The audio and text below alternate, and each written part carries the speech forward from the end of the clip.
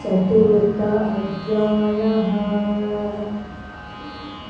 ज्ञानकर्म संन्यासयोगः। श्रीभगवानुवाच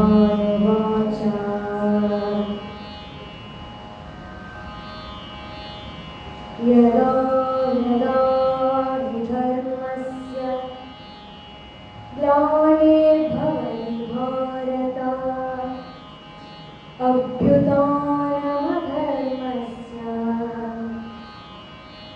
तदात्मानं सृजाम्यहम्। परित्राणाय साधूनां विनाशाय च दुष्कृतां धर्म संस्थापनार्थाय संभवामि युगे युगे। अर्थात ಕೃಷ್ಣ ಪರಮಾತ್ಮ ಹೇಳ್ತಾರೆ,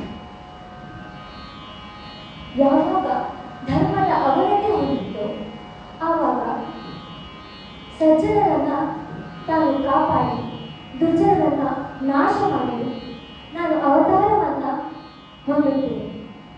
ದುರ್ಜನರನ್ನ ನಾಶ ಮಾಡಲಾದರೆ ನಾನು ಯಾವುದಾದರೂ ಒಂದು ಸ್ವರೂಪದಲ್ಲಿ ಆಗಲಿ, ಅದು ಮನುಷ್ಯನ ಸ್ವರೂಪವೇ ಆಗಲಿ ಪ್ರಾಣಿಯ ಸ್ವರೂಪವೇ ಆಗಲಿ, ಯಾವುದಾದರೂ ಸ್ವರೂಪದಲ್ಲಿ ನಾನು ನನ್ನ ಅವತಾರವನ್ನು ಎತ್ತಿದ್ದೇನೆ ಎಂದು ಶ್ರೀಕೃಷ್ಣ ಪರಮಾತ್ಮ ಹೇಳುತ್ತಾನೆ. ಧನ್ಯವಾದಗಳು. ವಕ್ರತುಂಡ ಮಹಾಕಾಯ ಸೂರ್ಯಕೋಟಿ ಸಮಪ್ರಭ ನಿರ್ವಿಘ್ನಂ ಕುರು ಮೇ ದೇವ ಸರ್ವಕಾರ್ಯೇಷು ಸರ್ವದಾ. ಶುಕ್ಲಾಂಬರಧರಂ ವಿಷ್ಣುಂ ಶಶಿವರ್ಣಂ ಚತುರ್ಭುಜಂ ಪ್ರಸನ್ನವದನಂ ಧ್ಯಾಯೇ ಸರ್ವವಿಘ್ನೋಪಶಾಂತಯೇ. ವ್ಯಾಸಂ ವಸಿಷ್ಠನಪ್ತಾರಂ ಶಕ್ತೇ ಪೌತ್ರಮಕಲ್ಮಷಂ ಪರಾಶರಾತ್ಮಜಂ ವಂದೇ ಶುಕತಾತಂ ತಪೋನಿಧಿಂ. ವ್ಯಾಸಾಯ ವಿಷ್ಣುರೂಪಾಯ ವ್ಯಾಸರೂಪಾಯ ವಿಷ್ಣವೇ ನಮೋ ವೈ ಬ್ರಹ್ಮನಿಧಯೇ ವಾಸಿಷ್ಠಾಯ ನಮೋ ನಮಃ. ಅವಿಕಾರಾಯ ಶುದ್ಧಾಯ ನಿತ್ಯಾಯ ಪರಮಾತ್ಮನೇ ಸದೈಕರೂಪರೂಪಾಯ ವಿಷ್ಣವೇ ಪ್ರಭವಿಷ್ಣವೇ. ಶಶಂಖಚಕ್ರಂ ಸಕಿರೀಟಕುಂಡಲಂ ಸಪೀತವಸ್ತ್ರಂ ಸರಸೀರುಭೇಕ್ಷಣಂ ಸಹಾರವಕ್ಷಸ್ಥಲಕೌಸ್ತುಭಂ ನಮಾಮಿ ವಿಷ್ಣುಂ ಶಿರಸಾ ಚತುರ್ಭುಜಂ.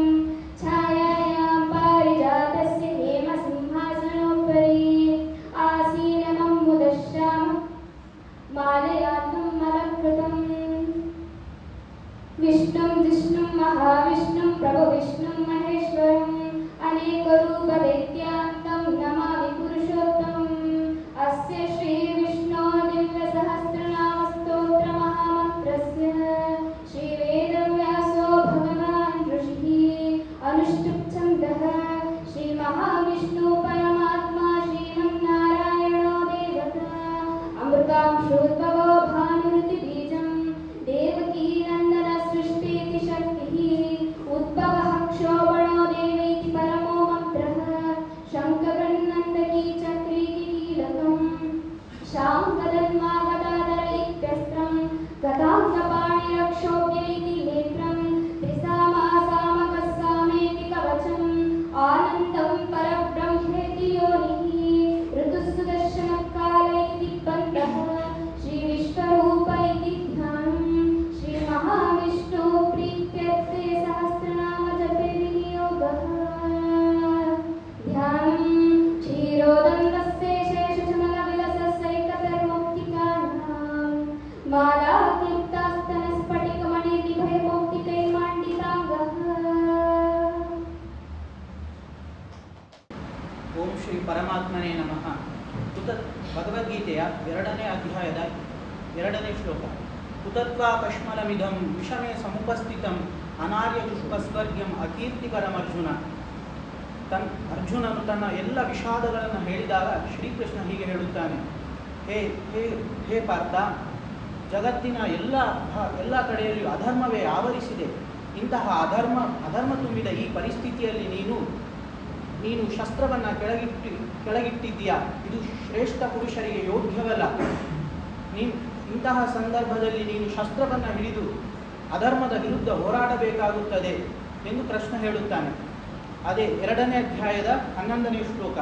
ಅಶೋಚಾನನ್ವಶೋಚಸ್ವಾಂ ಪ್ರಜ್ಞಾವಾದಾಶ್ಚ ಭಾಷಸೆ ಗತಾಸೋ ನಗತಾ ಶೋಚಶ್ಚ ತಾನು ಶೋಚಂತಿ ಪಂಡಿತ. ಹೇ ಅರ್ಜುನ, ಜ್ಞಾನಿಯಾದವನು ಯಾವುದಕ್ಕೂ ಶೋಕಿಸುವುದಿಲ್ಲ. ಆದರೆ ನೀನು ಶೋಕಿಸಿರುವುದು ನಶ್ವರವಾದ ಈ ದೇಹಗಳನ್ನೇ ಹೊರತು ಆತ್ಮವನ್ನಲ್ಲ.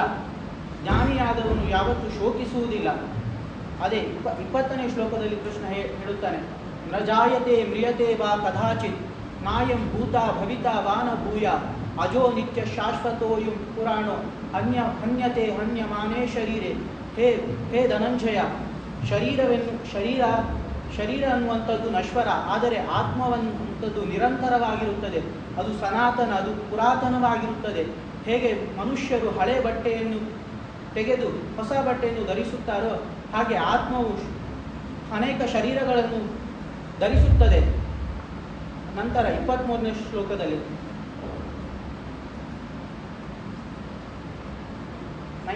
ನೈನಂ ಚಿಹ್ನಂತಿ ಶಸ್ತ್ರಾಣಿ ನೈನಂ ದಹತಿ ಪಾವಕ ನ ಚೈನಂ ಲೇದಯಂತ್ಯಾಪೋ ನ ಶೋಷಯಿತಿ ಮಾರುತ. ಆತ್ಮವನ್ನು ಶಸ್ತ್ರಗಳಿಂದಲೂ ನಾಶ ಮಾಡಲಾಗುವುದಿಲ್ಲ. ಅದೇ ರೀತಿ ಆತ್ಮವನ್ನು ಬೆಂಕಿಗೆ ಸುಡಲಾಗುವುದಿಲ್ಲ. ಆತ್ಮವನ್ನು ನೀರಿನಿಂದ ತೇವಗೊಳಿಸಲಾಗುವುದಿಲ್ಲ. ಆತ್ಮವನ್ನು ಗಾಳಿ ಒಣಗಿಸಲಿಕ್ಕಾಗುವುದಿಲ್ಲ. ಆತ್ಮ ಎನ್ನುವಂಥದ್ದು ಶಾಶ್ವತವಾಗಿರುತ್ತದೆ. ಹತೋವಾ ಪ್ರಾಪ್ಸಸಿ ಸ್ವರ್ಗಂ ಜಿತ್ವಾ ಭೋಕ್ಷಸೆ ಮಹಿಂ ತಸ್ಮಾತ್ ಉದ್ವಿಷ್ಟ ಕೌಂತೆಯ ಯುದ್ಧಾಯ ಕೃತ ನಿಶ್ಚಯ. ಹೇ ಅರ್ಜುನ, ಯುದ್ಧ ಎನ್ನುವಂಥದ್ದು ನಿಶ್ಚಯವಾಗಿದೆ. ಯುದ್ಧ ಮಾಡುವುದದು ನಿನ್ನ ಧರ್ಮವಾಗಿದ್ದರೆ ಈ ಯುದ್ಧದಲ್ಲಿ ಗೆದ್ದರೆ ಸಮಸ್ತ ರಾಜ್ಯ ಯಶೋ ಭೋಗಗಳನ್ನು ನೀನು ಅನುಭವಿಸ್ತೀಯ. ಅದೇ ಯುದ್ಧದಲ್ಲಿ ನೀನು ಮರಣಿಸಿದರೆ ಯಶಸ್ಸಿನ ಜೊತೆ ವೀರಸ್ವರ್ಗ ಸಿಗುತ್ತದೆ. ಸುಖ ದುಃಖೆ ಸಮಯ ಕೃತ್ವ ಲಾಭಾಲಾಭವು ಜಯಾಜಯೋ ತಥೋ ಯುದ್ಧಾಯ ಯುಜ್ಯಸ್ವ ನೈನಂ ಪಾಪವಪ್ಸಸಿ. ಅಂದರೆ ಈ ಲಾಭ ನಷ್ಟ, ಜಯ ಅಪಜಯ, ಸುಖ ದುಃಖಗಳನ್ನು ನೀನು ಬದಿಗೊತ್ತಿ ಕೇವಲ ಯುದ್ಧ ಮಾಡು. ಯುದ್ಧ ಮಾಡುವುದು ನಿನ್ನ ಕ್ಷತ್ರಿಯ ಧರ್ಮವಾಗಿದೆ. ಇದು ಮಾನವ ಧರ್ಮವೂ ಆಗಿದೆ. ಧನ್ಯವಾದ. ಕರ್ಮಣ್ಯೇವಾಧಿಕಾರಸ್ತೆ ಮಾ ಫಲೇಷು ಕದಾಚನ ಮಾ ಕರ್ಮಫಲ ಹೇತುರ್ಭು ಮಾತೆ ಸಂಕಲ್ಪ ಕರ್ಮಿಣಿ. ಜಗದ್ಗುರು ಶ್ರೀಕೃಷ್ಣ ಭಗವದ್ಗೀತೆಯ 2ನೇ ಅಧ್ಯಾಯದಲ್ಲಿ ಅರ್ಜುನನಿಗೆ ಹೇಳ್ತಾರೆ, ನಿನಗೆ ನಿನ್ನ ಕರ್ಮ ಮಾಡುವುದರಲ್ಲಿ ಅಧಿಕಾರವಿದೆ, ಆದರೆ ಅದರ ಫಲದಲ್ಲಿ ಅಧಿಕಾರವಿಲ್ಲ. ನೀನು ನಿನ್ನ ಕರ್ಮವನ್ನು ಮಾಡು, ಫಲದ ಬಗ್ಗೆ ಚಿಂತಿಸಬೇಡ ಎಂದಿದ್ದಾರೆ. ಯದಾ ಯದಾ ಹಿ ಧರ್ಮಸ್ಯ ಗ್ಲಾನಿರ್ಭವತಿ ಭಾರತಃ ಅಭ್ಯುತ್ಥಾನಮಧರ್ಮಸ್ಯ ತದಾತ್ಮಾನಂ ಸೃಜಾಮ್ಯಹಂ ಪವಿತ್ರಾಣಾಯ ಸಾಧೂನಾಂ ವಿನಾಶಾಯ ದುಷ್ಕೃತಾಂ ಧರ್ಮ ಸಂಸ್ಥಾಪನಾರ್ಥಾಯ ಸಂಭವಾಮಿ ಯುಗೆ ಯುಗೆ. ಶ್ರೀಕೃಷ್ಣ ಪರಮಾತ್ಮನು ಧರ್ಮದ ಬಗ್ಗೆ ವಿವರಿಸುತ್ತಾ ಹೇಳ್ತಾರೆ, ಯಾವಾಗ ದೇಶ ಮತ್ತು ಧರ್ಮ ಅಳಿವಿನ ಅಂಚಿಗೆ ಬರುತ್ತದೆಯೋ ಆ ದೇಶ ಮತ್ತು ಧರ್ಮದ ರಕ್ಷಣೆಗಾಗಿ ನಾನು ಪ್ರತಿ ಯುಗದಲ್ಲಿ ಮತ್ತೆ ಮತ್ತೆ ಜನಿಸಿ ಬರುತ್ತಾನೆಂದು ಹೇಳ್ತಾರೆ. ಉದ್ದರೇದಾತ್ಮರಾತ್ಮಾನಂ ಆತ್ಮಾನಂ ಅವಸಾದಯೇ ತಾತ್ಮೈವರಾತ್ಮನೋ ಬಂಧುರ್ ಆತ್ಮೈವರಿಪುರಾತ್ಮನಃ. ಅರ್ಥಾತ್ ಮನುಷ್ಯ ತನ್ನ ಮನಸ್ಸನ್ನು ನಿಯಂತ್ರಿಸುವುದರಿಂದ ಯಾವುದನ್ನು ಬೇಕಾದರೂ ಗೆಲ್ಲಬಹುದು. ಅದೇ ಮನುಷ್ಯ ತನ್ನ ಮನಸ್ಸನ್ನು ನಿಯಂತ್ರಿಸದೆ ಆಲಸ್ಯದಿಂದ ದುಶ್ಚಟಕ್ಕೆ ಒಳಗಾದರೆ ಆತನ ಮನಸ್ಸೇ ಆತನಿಗೆ ಶತ್ರುವಾಗುತ್ತದೆ ಎಂದು 6ನೇ ಅಧ್ಯಾಯದಲ್ಲಿ ಶ್ರೀಕೃಷ್ಣನು ವಿವರಿಸಿದ್ದಾರೆ. ಇದೆಲ್ಲ ವಿವರಿಸಿದಂತಹ ಶ್ರೀಕೃಷ್ಣ ಹೇಳ್ತಾರೆ ಅರ್ಜುನನಿಗೆ 18ನೇ ಅಧ್ಯಾಯದಲ್ಲಿ ಹೇಳ್ತಾರೆ, ಇತಿತೆ ಜ್ಞಾನಮಾಖ್ಯಾತಂ ಗುಹ್ಯಾತ್ ಗುಹ್ಯತರಮಯ. ಎಲೆ ಅರ್ಜುನ, ನಾನು ನಿನಗೆ ಅತ್ಯಂತ ಗುಹ್ಯವಾದ ವಿಚಾರಗಳನ್ನು ಹೇಳಿದ್ದೇನೆ. ನಾನು ಹೇಳಿದ್ದೆ ಎಂದ ಮಾತ್ರಕ್ಕೆ ಅದನ್ನು ಕಣ್ಣು ಮುಚ್ಚಿ ನಂಬಬೇಡ. ವಿಮೃಶ್ಯೇತ ವಿಶೇಷೇಣ ಯಥಾ ಇಚ್ಛಸಿ ತಥಾಗು. ಅದನ್ನು ನೀನು ವಿಮರ್ಶೆ ಮಾಡು. ಅದು ನಿನಗೆ ಸರಿ ಅನಿಸಿದರೆ, ನಿನ್ನ ಇಚ್ಛೆಗೆ ತಕ್ಕಂತಿದ್ದರೆ ಅದನ್ನು ನಂಬು ಎಂದಿದ್ದಾರೆ. ಧನ್ಯವಾದಗಳು. ಶ್ರೀ ಗುರುಭ್ಯೋ ನಮಃ. ವಸುದೇವ ಸುತಂ ದೇವಂ ಕಂಸ ಚಾಣೂರಮರ್ದನಂ ದೇವಕೀ ಪರಮಾನಂದಂ ಕೃಷ್ಣಂ ವಂದೇ ಜಗದ್ಗುರು. ಊರ್ಧ್ವಮೂಲಮಧಃಶಾಖಂ ಅಶ್ವತ್ಥಂ ಪ್ರಾಹುರವ್ಯಯಂ ಛಂದಾಂಸಿ ಯಸ್ಯ ಪರ್ಣಾನಿ ಯಸ್ತಂ ವೇದ ಸ ವೇದವಿದ್. ಅಂದರೆ ಯಾವ ಮರದ ರೆಂಬೆಗಳು ಕೆಳಗಡೆ ಇರುತ್ತದೆಯೋ ಹಾಗೆ ಬೇರುಗಳು ಮೇಲೆ ಇರುತ್ತದೆಯೋ ಅದುವೇ ಅಶ್ವತ್ಥ ಮರ. ಅದರ ಮರದ ಎಲೆಗಳು ವೇದಗಳಿಗೆ ಸಮ. ಆ ಮರವನ್ನು ತಿಳಿದುಕೊಂಡ ಕಾಣದಿರುವಂತೆ. ಯದಾ ಯದಾ ಹಿ ಧರ್ಮಸ್ಯ ಗ್ಲಾನಿರ್ಭವತಿ ಭಾರತ ಅಭ್ಯುತ್ಥಾನಮಧರ್ಮಸ್ಯ ತದಾತ್ಮಾನಂ ಸೃಜಾಮ್ಯಹಂ. ಯಾವಾಗ ಧರ್ಮದ ಅವನತಿ ಆಗುತ್ತದೆಯೋ ಹಾಗೆ ಅಧರ್ಮವು ಹೆಚ್ಚುತ್ತದೆಯೋ ಆವಾಗ ಕೃಷ್ಣನು ಯುಗ ಯುಗದಲ್ಲಿ ಧರ್ಮವನ್ನು ಅವತರಿಸುತ್ತಾನೆ. ಪರಿತ್ರಾಣಾಯ ಸಾಧೂನಾಂ ವಿನಾಶಾಯ ಚ ದುಷ್ಕೃತಾಂ ಧರ್ಮ ಸಂಸ್ಥಾಪನಾರ್ಥಾಯ ಸಂಭವಾಮಿ ಯುಗೇ ಯುಗೇ. ಅರ್ಥಾತ್ ಪರಿತ್ರಾಣಾಯ ಸಾಧೂನಾಂ ಅಂದರೆ ಯಾವ ಒಳ್ಳೆಯ ಜನರು ಹಾಗೆ ದುಷ್ಟ ಜನರು ಹೆಚ್ಚಾಗುತ್ತಾರೋ, ದುಷ್ಕರ್ಮಿಗಳು ಹೆಚ್ಚಾಗುತ್ತಾರೋ ಅವರ ಅವನತಿಗೆ ಹಾಗೆ ಅದನ್ನು ಹೋಗಲಾಡಿಸಲು ಅಂದರೆ ಧರ್ಮವನ್ನು ಎತ್ತಿ ಹಿಡಿಯಲು ಕೃಷ್ಣನು ಯಾವಾಗ ಬೇಕಾದರೂ ಜನ್ಮವನ್ನು ಅವತರಿಸುತ್ತಾನೆ. ಯತ್ರ ಯೋಗೇಶ್ವರ ಕೃಷ್ಣೋ ಯತ್ರ ಪಾರ್ಥೋ ಧನುರ್ಧರಃ ತತ್ರ ಶ್ರೀ ವಿಜಯೋ ಭೂತಿರ್ ಧ್ರುವಾನೀತಿರ್ ಮತಿರ್ಮಮ. ಯಾವಾಗ ಶ್ರೀಕೃಷ್ಣನು ಹಾಗೂ ಅರ್ಜುನನು ಒಟ್ಟಿಗೆ ಇರುತ್ತಾರೋ ಅಂದರೆ ಅವರಿಬ್ಬರು ಇದ್ದಾಗ ಜಯವು ಹಾಗೆ ನೀತಿ ಎಲ್ಲವೂ ಇರುತ್ತದೆ. ಓಂ ಸರ್. ಮೊದಲ 5 ಶ್ಲೋಕ. ಅತ ದೈವಾಸುರ ಸಂಪದ್ವಿಪಾಗಯೋಗೋ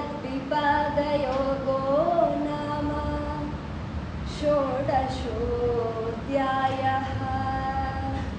ಶ್ರೀ ಭಗವಾನುವಾಚ ಅಭಯಂ ಸತ್ವ ಸಂಶುದ್ಧಿಃ ಧ್ಯಾನಯೋಗವ್ಯವಸ್ಥಿತಿಃ ದಾನಂ ದಮಶ್ಚ ಯತ್ನಶ್ಚ ಸ್ವಾಧ್ಯಾಯಸ್ತಪಾಜವಂ ಅಹಿಂಸಾ ಸತ್ಯಮಕ್ರೋಧ ತ್ಯಾಗಃ ಶಾಂತಿರಪೈಶುನಂ ದಯಾ ಭೂತೇಷು ಲೋಲುಪ್ತ್ವಂ ಮಾಜವಂ ಹೀರಚಾಪಲಂ ತೇಜಂ ಸಮಾದ್ರತಿ ಶೌಚಂ ಮದ್ರೋಹೋ ನಾತಿಮಾನಿತಾ ಭವಂತಿ ಸಂಪದಂ ದೈವಿ ಅಭಿಜಾತಸ್ಯ ಭಾರತ ದಂಭೋ ದರ್ಪೋಭಿಮಾನಶ್ಚ ಕ್ರೋಧಃ ಪಾರುಷ್ಯಮೇವ ಚ ಅಜ್ಞಾನಂ ಚಾಭಿಜಾತಸ್ಯ ಪಾತ ಸಂಪದಮಾಸು ದೈವಿ ಸಂಪದ್ವಿಮೋಕ್ಷಾಯ ನಿಬಂಧಾಯ ಸುರಿಮತ ನ ಶುಚಂ ಸಂಪದಂ ದೈವಿ ಅಭಿಜಾತೋಸ್ಮಿ ಪಾಂಡವ. ಮೊದಲನೇ ಶ್ಲೋಕದಲ್ಲಿ ಶ್ರೀಕೃಷ್ಣ ಅರ್ಜುನನಿಗೆ ಹೇಳುತ್ತಾನೆ, ಗುರು ಜ್ಞಾನ, ದೇವತೆಗಳ ಜ್ಞಾನ ಪಠನೆಯನ್ನು ಮಾಡುವುದರಿಂದ ನಮ್ಮ ಆತ್ಮವನ್ನು ಶುದ್ಧಿಗೊಳಿಸಬಹುದು ಎಂದು. 2ನೇ ಅಧ್ಯಾಯ 2ನೇ ಶ್ಲೋಕದಲ್ಲಿ ಶ್ರೀಕೃಷ್ಣನು ಅರ್ಜುನನಿಗೆ ಹೇಳುತ್ತಾನೆ, ಪ್ರಾಣಿಯನ್ನು ಹಿಂಸೆ ಮಾಡಬಾರದು, ಗೊತ್ತಿದ್ದೋ ಗೊತ್ತಿಲ್ಲದೆಯೋ ಕೂಡ ಅವುಗಳಿಗೆ ಹಿಂಸೆ ಮಾಡಬಾರದು. ನಮ್ಮಿಂದಾಗಿ ನಮ್ಮ ಶರೀರದಿಂದಾಗಿ ನಮ್ಮ ಮನಸ್ಸಿನಿಂದಾಗಿಯೂ ಕೂಡ ಬೇರೆಯವರಿಗೆ ಕೆಟ್ಟದ್ದನ್ನು ಬಯಸಬಾರದು. ಮೂರನೇ ಶ್ಲೋಕದಲ್ಲಿ ಶ್ರೀಕೃಷ್ಣ ಅರ್ಜುನನಿಗೆ ಹೇಳುತ್ತಾನೆ, ಒಳ್ಳೆಯತನ, ಒಳ್ಳೆಯ ಮನಸ್ಸು, ತೇಜಸ್ಸು, ಒಳ್ಳೆಯ ಬುದ್ಧಿ ಇವುಗಳನ್ನು ಹೊಂದಿದವನು ದೈವಿ ಸಂಪತ್ತನ್ನು ಹೊಂದಿರುವ ಪುರುಷನಾಗಿರುತ್ತಾನೆ. ಕೆಟ್ಟತನ, ಕ್ರೂರ, ಬೇರೆಯವರ ಬಗ್ಗೆ ಕೆಟ್ಟದ್ದನ್ನು ಬಯಸುವನು ಕ್ರೂರ, ಅಸುರ ಸಂಪತ್ತಿನ ಮನೋಭಾವವನ್ನು ಹೊಂದಿರುತ್ತಾನೆ. ಕೊನೆಯದಾಗಿ ಶ್ರೀಕೃಷ್ಣ ಅರ್ಜುನನಿಗೆ ಹೇಳುತ್ತಾನೆ, ದೈವಿ ಸಂಪತ್ತು ಮೋಕ್ಷಕ್ಕಾಗಿ, ಅಸುರಿ ಸಂಪತ್ತು ಬಂಧನಕ್ಕಾಗಿ ಎಂದು. ಕೊನೆಯದಾಗಿ ಶ್ರೀಕೃಷ್ಣ ಅರ್ಜುನನಿಗೆ ಹೇಳುತ್ತಾನೆ, ಓ ಅರ್ಜುನ, ನೀನು ಹೆದರಬೇಡ, ನೀನು ದೈವಿ ಸಂಪತ್ತನ್ನು ಪಡೆದು ಜನಿಸಿದ್ದೀಯ.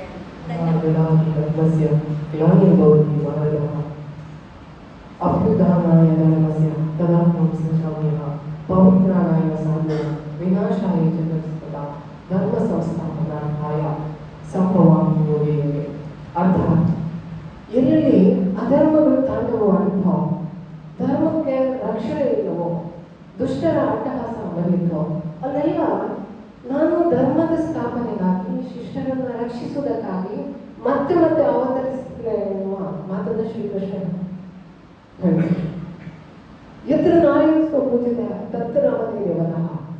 ಎಲ್ಲಿ ಹೆಣ್ಣಿಗೆ ಗೌರವಗಳು, ಸ್ಥಾನಮಾನಗಳು ಹಾಗೂ ವಿಶೇಷತೆ ಸಿಗುತ್ತೋ ಅಲ್ಲಿ ದೇವತೆಗಳು ನೆಲೆಸಿರುತ್ತಾರೆ ಎನ್ನುವ ಒಂದು ಪವಿತ್ರ ಶ್ಲೋಕ. ಹಾಗಾಗಿ ಭಗವದ್ಗೀತೆಯ ಅನೇಕ ಶ್ಲೋಕಗಳು ನಮ್ಮ ಬದುಕಿಗೆ ದಾರಿದೀಪ ಆಗಬಹುದು. ಯಾವ ಗೀತೆಯ ಶ್ಲೋಕಗಳು ಭವ್ಯ ಭಾರತದಲ್ಲಿ ಅನೇಕ ಜನರಿಂದ ಪೂಜಿಸಲ್ಪಡ್ತಿದೆಯೋ, ಯಾವ ಪವಿತ್ರ ಶ್ಲೋಕ ಆಧ್ಯಾತ್ಮಿಕತೆಗೆ ನಮ್ಮನ್ನು ದಾರಿ ಮಾಡಿಕೊಡ್ತಾ ಇದೆಯೋ, ಯಾವ ಪವಿತ್ರ ಶ್ಲೋಕ ನಮ್ಮಲ್ಲಿ ಒಂದು ರೀತಿಯ ಆಧ್ಯಾತ್ಮಿಕ ಚಿಂತನೆ, ಜೀವನದಲ್ಲಿ ಒಂದು ರೀತಿ ಶಾಂತಿ, ನೆಮ್ಮದಿಯನ್ನ ಕೊಡುತ್ತೋ ಅಂತ ಪವಿತ್ರ ಗ್ರಂಥದ ಅಭ್ಯಾಸ ನಮ್ಮ ಬದುಕಿಗೆ ದಾರಿದೀಪ ಆಗಬಹುದು ಹೇಳಿ. ಶ್ರೀ ಪರಮಾತ್ಮನೇ ನಮಃ. ಅಥ ತೃತೀಯೋಧ್ಯಾಯಃ ಕರ್ಮಯೋಗಃ. ಅರ್ಜುನ ಉವಾಚ ಧ್ಯಾಯಸಿ ಚೇತ್ ಕರ್ಮಣಸ್ತೆ ಮತಾ ಬುದ್ಧಿರ್ಜನಾರ್ದನ ತಕ್ಕಿಂ ಕರ್ಮಣಿ ಘೋರೆ ಮಾಂ ನಿಯೋಜಯಸಿ ಕೇಶವ. ಯಾಮಿಶ್ರೇಣೇವ ವಾಕ್ಯೇನ ಬುದ್ಧಿಂ ಮೋಹಯಸೀವ ಮೇ ತದೇಕಂ ವದ ನಿಶ್ಚಿತ್ಯ ಯೇನ ಶ್ರೇಯೋಹಮಾಪ್ನುಯಾಮ್. ಅರ್ಜುನನು ಮೊದಲನೇ ಶ್ಲೋಕದಲ್ಲಿ ಕೃಷ್ಣನ ಹತ್ರ ಕೇಳ್ತಾನೆ, ಓ ಜನಾರ್ದನ, ಓ ಕೇಶವ, ನೀನು ಹೇಳ್ತೀಯ ಬುದ್ಧಿಯು ಕಾಮ್ಯಕರ್ಮದಕ್ಕಿಂತ ಶ್ರೇಷ್ಠ ಎಂದು. ಹಾಗಾದರೆ ಯಾಕೆ ನನ್ನ ಈ ಕ್ರೂರವಾದ ಯುದ್ಧಕ್ಕೆ ಕಳಿಸ್ತಾ ಇದೆಯಾ? ಎರಡನೇ ಶ್ಲೋಕದಲ್ಲಿ ಕೇಳ್ತಾನೆ, ನಿನ್ನ ಮಾತುಗಳು ನನ್ನ ತಲೆಯಲ್ಲಿ ಒಗಟಾಗಿದೆ. ಅದಕ್ಕಾಗಿ ದಯವಿಟ್ಟು ನನಗೆ ಅತ್ಯಂತ ಶ್ರೇಷ್ಠಕರವಾದ ದಾರಿಯನ್ನು ತೋರಿಸು ಅಂತ ಕೃಷ್ಣನ ಹತ್ರ ಕೇಳ್ತಾನೆ. ಶ್ರೀ ಭಗವಾನುವಾಚ ಲೋಕೇಸ್ಮಿನ್ ದ್ವಿವಿಧಾನ್ವಿಷ್ಟ ಪುರಾ ಪ್ರೋಕ್ತ ಮಯಾನ್ನಗ ಜ್ಞಾನಯೋಗೇನ ಸಾಂಖ್ಯಾನಾಂ ಕರ್ಮಯೋಗೇನ ಯೋಗಿನಾಂ ನ ಕರ್ಮಣಾಮನಾರಂಭ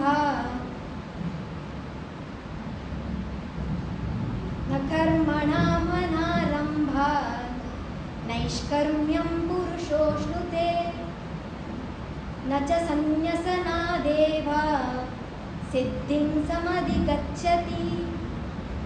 ಭಗವಂತನು ಅರ್ಜುನನ ಪ್ರಶ್ನೆಗೆ ಉತ್ತರ ಕೊಡ್ತಾನೆ. ಪಾಪರಹಿತವಾದ ಅರ್ಜುನನೇ, ಆತ್ಮಶಾಂತಿಯನ್ನು ಪಡೆಯಲು ಮಾನವರು ಎರಡು ರೀತಿಯ ಬಗೆಯಲ್ಲಿ ಪ್ರಯತ್ನಿಸುತ್ತಾರೆ. ಕೆಲವರು ತಂತ್ರಜ್ಞಾನದ ಮೂಲಕ ಪಡೆಯಲು ಪ್ರಯತ್ನಿಸಿದರೆ, ಕೆಲವರು ಭಕ್ತಿ ಸೇವೆಯಿಂದ ಪ್ರಯತ್ನಿಸುತ್ತಾರೆ. 2ನೇ ಶ್ಲೋಕದಲ್ಲಿ ಹೇಳ್ತಾನೆ. 4ನೇ ಶ್ಲೋಕದಲ್ಲಿ ಹೇಳ್ತಾನೆ, ಕಾರ್ಯ ಮಾಡದಿದ್ದರೆ ಪ್ರತಿಕ್ರಿಯೆಯಿಂದ ಬಿಡುಗಡೆ ಸಿಗಲಾರದು. ವೈರಾಗ್ಯ ಮಾಡಿದರೆ ಪರಿಪೂರ್ಣತೆ ಸಿಗುವುದಿಲ್ಲ ಅಂತ ಹೇಳ್ತಾನೆ. ಹೀಗೆ ಅರ್ಜುನನ ಪ್ರಶ್ನೆಗೆ ಉತ್ತರ ಕೊಡ್ತಾನೆ.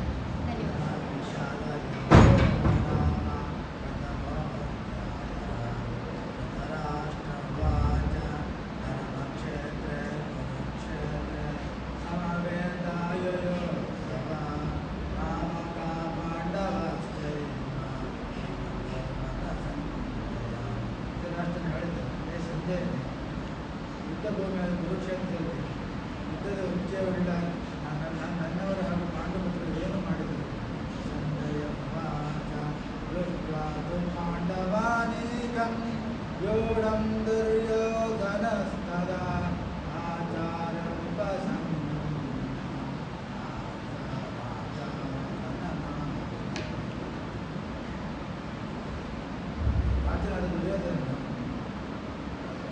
ದ್ರೋಣಾಚಾರ್ಯರು ವಿವೇಕಾರವಾಗಿ ನಿಲ್ಲಿಸಿದ ಪಾಂಡವರ ಸೈನ್ಯ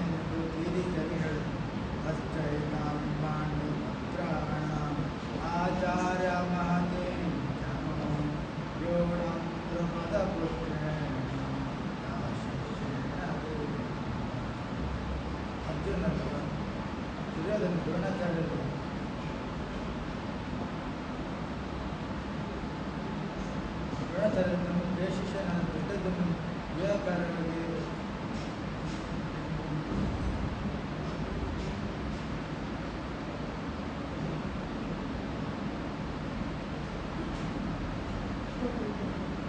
अत्र शोरा महेश्वास भीमार्जुन समायुधे दुर्योधनो विराटश्च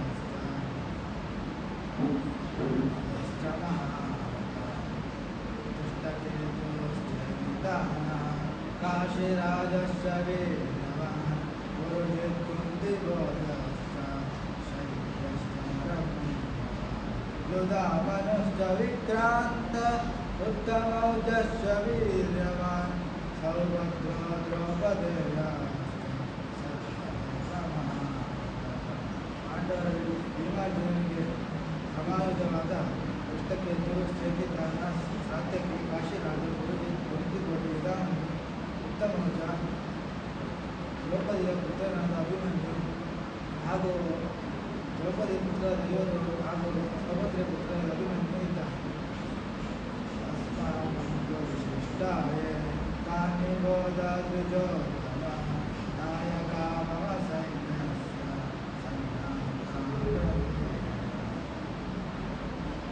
ಎಲೆ ಬ್ರಾಹ್ಮಣ ಷಂಡರೆ ನಮ್ಮ ಅರಿಗಾಗಿ ನಮ್ಮಲ್ಲಿರುವ ಪ್ರಧಾನ ಯೋಧರನ್ನು ತಿಳಿಸುತ್ತೇನೆ. ಭವಾನ್ ಕೃಷ್ಣಶ್ಚ ಕರ್ಣಶ್ಚ ಕೃಪಶ್ಚ ಸಮಿತಿಂಜಯ ಅಶ್ವತ್ಥಾಮ ವಿಕರ್ಣಶ್ಚ ಓಂ ಶ್ರೀಮದ್ಭಗವದ್ಗೀತಾ ಅಥ ದ್ವಾದಶೋಧ್ಯಾಯಃ ಭಕ್ತಿಯೋಗಃ. ಅರ್ಜುನ ಉವಾಚ ಏವಂ ಸತತಯುಕ್ತಾ ಯೇ ಭಕ್ತ್ವಾ ಸ್ವಾಂ ಪರ್ಯುಪಾಸತೆ ಯೇ ಚಾಪ್ಯಕ್ಷರಮವ್ಯಕ್ತಂ ತೇಷಾಂ ಗೆ ಯೋಗವಿತ್ತಮಃ. ಶ್ರೀಭಗವಾನುವಾಚ ಮಯ್ಯಾವೇಶ್ಯ ಮನೋ ಯೇ ಮಾಂ ನಿತ್ಯಯುಕ್ತಾ ಉಪಾಸತೆ ಶ್ರದ್ಧಯ ಪರಯೋಪೇತ ಸೇವೆ ಯುಕ್ತತಮಾ ಮತಃ ಯೇ ತ್ವಕ್ಷರಮನಿರ್ದೇಶ್ಯ ಮವ್ಯಕ್ತಂ ಕರ್ಯುಪಾಸತೆ ಸರ್ವತ್ರಾಗ್ರಮಚಿಂತ್ಯಂ ಚ ಕೂಟಸ್ಥಮಚಲಂ ಧ್ರುವಂ ಸನ್ನಿಯಾಮೇಂದ್ರಿಯಗ್ರಾಮಂ ಸರ್ವತ್ರ ಸಮಬುದ್ಧಯಃ ತೇ ಬ್ರಾಹ್ಮುವಂತಿ ಮಾಮೇವ ಸರ್ವಭೂತಾಹಿತೇ ರತಃ ಕ್ಲೇಶೋಭಿಗತಿರಸ್ತೇಷಾಂ ಅವ್ಯಕ್ತಾ ಸಪ್ತಚೇತಸಾಂ ಅವ್ಯಕ್ತಾ ಹಿ ಗತಿ ದುರ್ಗಂ ದೇಹವದ್ದಿರವಾಪ್ಯತೆ.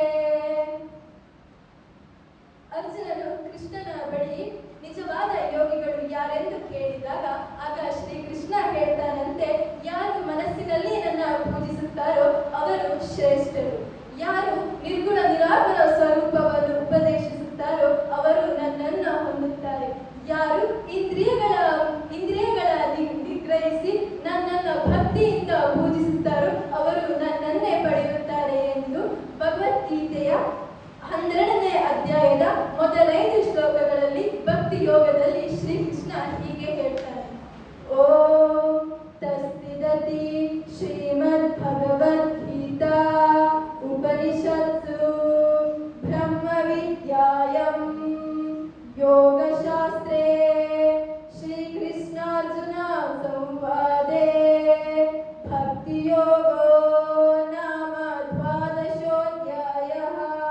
ಶ್ರೀಕೃಷ್ಣ ಪ್ರಣಾಮ. 4ನೇ ಅಧ್ಯಾಯದ 7 ಮತ್ತು 8ನೇ ಶ್ಲೋಕ.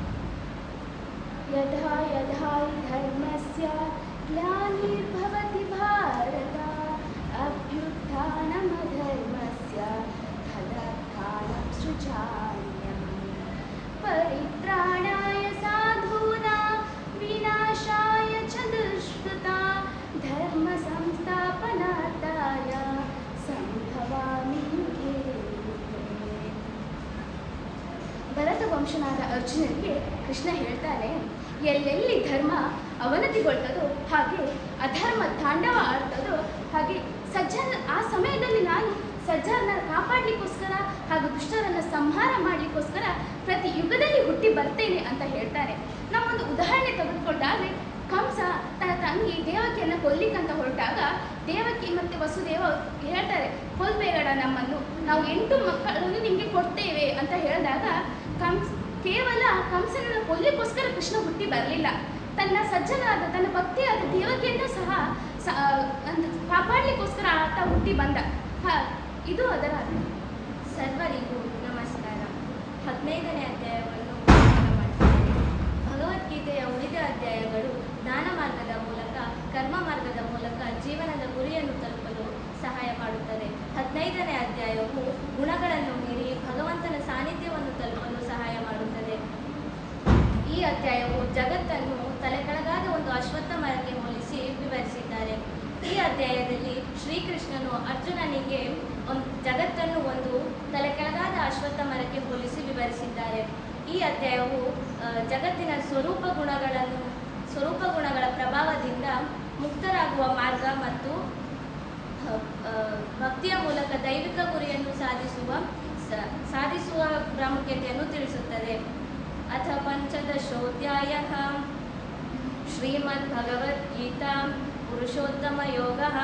ಶ್ರೀಭಗವಾನುವಾಚ ಊರ್ಧ್ವಮೂಲಮಧಃಶಾಖಂ ಅಶ್ವತ್ಥಂ ಪ್ರಾಹುರವ್ಯಯಂ ಛಂದಾಂಸಿ ಯಸ್ಯ ಪರ್ಣಾನಿ ಯಸ್तं ವೇದ ಸ ವೇದವಿತ್. ಈ ಅಧ್ಯಾಯದಲ್ಲಿ ಪ್ರಪಂಚವನ್ನು ಒಂದು ಮೇಲ್ಮುಖವಾದ ಬೇರು ಮತ್ತು ಕೆಳಮುಖವಾದ ಶಾಖೆಗಳಿರುವ ಅಶ್ವತ್ಥ ಮರಕ್ಕೆ ಹೋಲಿಸಿದ್ದಾರೆ. ಈ ವೃಕ್ಷದ ನಿಜ ಸ್ವರೂಪವನ್ನು ಅರಿತವನು ವೇದಗಳ ಸಾರವನ್ನು ತಿಳಿದವನಾಗಿರುತ್ತಾನೆ. ಅಧಶ್ಚೋದ್ವಂ ಪ್ರಸುತಾಸ್ತಸ್ಯ ಶಾಖಾ ಗುಣ ಪ್ರವೃದ್ಧ ವಿಷಯ ಪ್ರವಾಲಾಹ ಅಧಶ್ಚ ಮೂಲಾನ್ಯನುಸಂತತಾನಿ ಕರ್ಮಾನುಬಂಧೀನಿ ಮನುಷ್ಯಲೋಕೆ. ಭಗವಂತನ ಯೋಗಮಾಯೆಯಿಂದ ಉತ್ಪತ್ತಿಯಾದ ಈ ವೃಕ್ಷ ಸತ್ವ, ರಜಸ್ಸು, ತಮಸ್ಸು ಎಂಬ ಮೂರು ಗುಣಗಳಿಂದ ಬೆಳೆದು ಮನುಷ್ಯ ಲೋಕದಲ್ಲಿ ಕರ್ಮಗಳ ಬಂಧನಕ್ಕೆ ಕಾರಣವಾಗಿದೆ.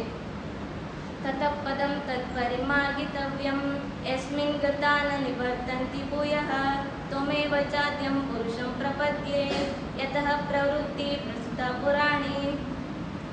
ಯಾವ ಸ್ಥಳವನ್ನು ಸೇರಿದವರು ಪುನಃ ಹಿಂದಿರುಗಿ ಬರಲು ಸಾಧ್ಯವಿಲ್ಲವೋ ಅಂತಹ ಪರಂಧಾಮವನ್ನು ಸೇರಲು ಭಗವಂತನ ಚಿಂತನ ಧ್ಯಾನವನ್ನು ಮಾಡಬೇಕು.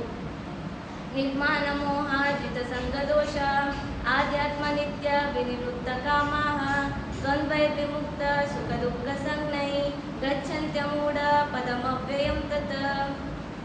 ಅಹಂಕಾರ ವ್ಯಾಮೋಹಗಳನ್ನು ತ್ಯಜಿಸಿ ಸುಖ ದುಃಖಗಳೆರಡನ್ನೂ ಸಮಭಾಗದಿಂದ ಸ್ವೀಕರಿಸಿ ಎಲ್ಲವನ್ನೂ ತ್ಯಜಿಸಿದವರು ಅವಿನಾಶವಾದ ಪರಮಪರವನ್ನು ಮುಟ್ಟುತ್ತಾರೆ.